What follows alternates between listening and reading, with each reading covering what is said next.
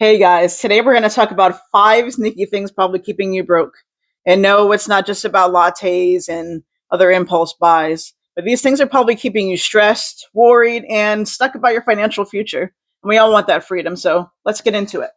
Saving your card info online. I know it may seem like a simple thing and it seems harmless in the time, but it actually can do a lot of damage to us in the long run. Let's be honest, there's no reason why it's there besides to make us want to buy stuff more, faster, simpler. This is not a tool that was a feature created for you, it was created for your spending habits. So you really got to be careful about that.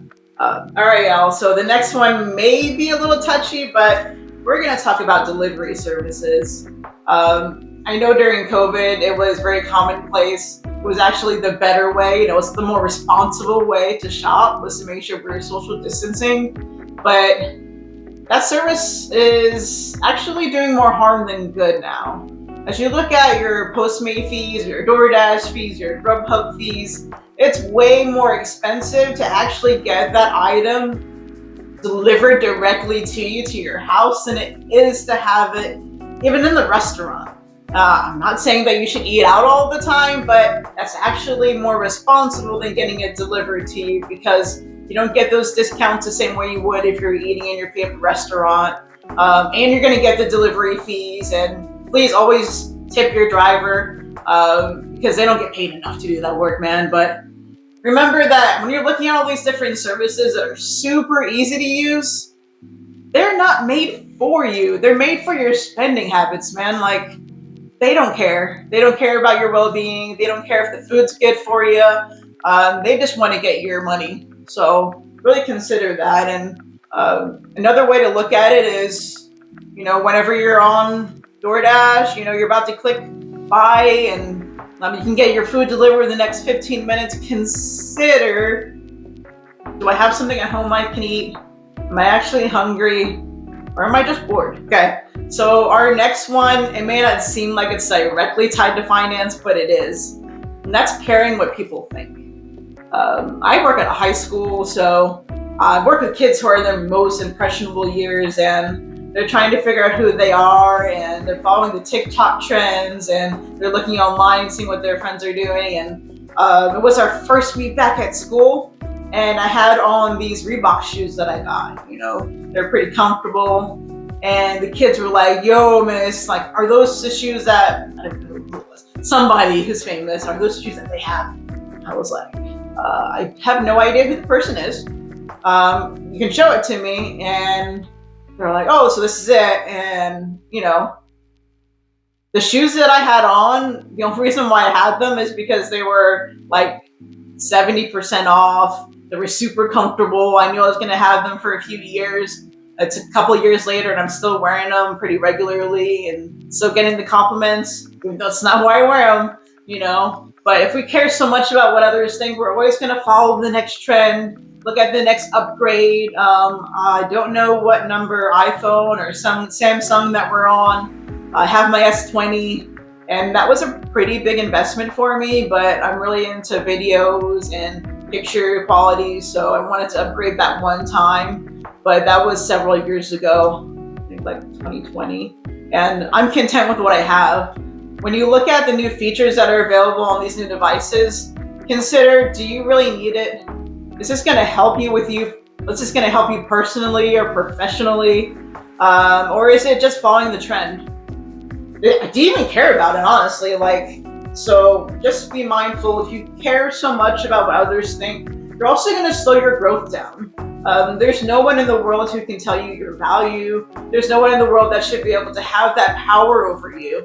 And don't let consumerism have that power over you. The businesses don't care how popular you are. They don't care if you have enough money to buy the thing. They just care that you swipe, that you affirm it, whatever it takes, man. They just want the money. They want to make sure that you're constantly buying something, and can you afford to buy that thing? I don't know. It's been the American way to buy a new car whenever you get a new job, whenever you get a new promotion. Maybe your kid's graduating from high school or college and you think you can afford it. You buy them a new car, you upgrade, you lease a car, but is it really everything that you want? Is the car going to make you happy? Is the car going to truly fulfill your dreams? I know for me, this is the first time I've actually had a car that's within the last 15 years that it was made, and I bought it cash. But then that was a huge celebration for me, right? Because I actually had the ability to do that. But beforehand, I know when I was in high school, about to graduate, I saw a lot of kids, their parents were buying cars for graduation.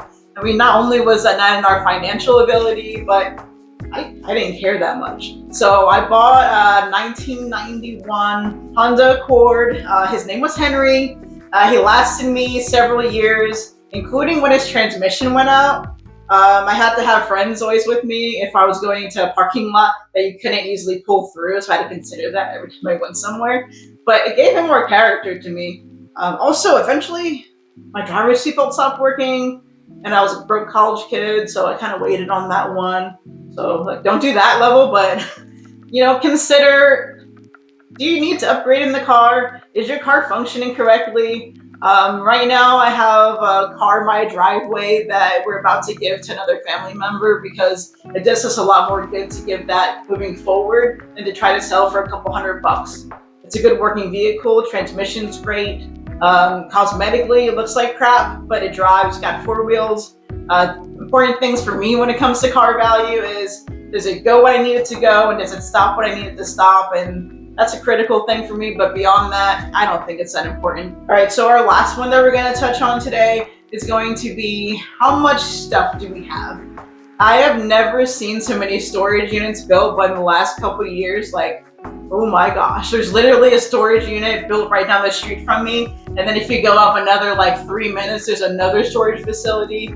I think I might be in the wrong business. You might want to invest into that. Just kidding. But the reality is, in America, we store everything. And if you need a storage unit to keep your crap, I'm talking for years, then do you really need it?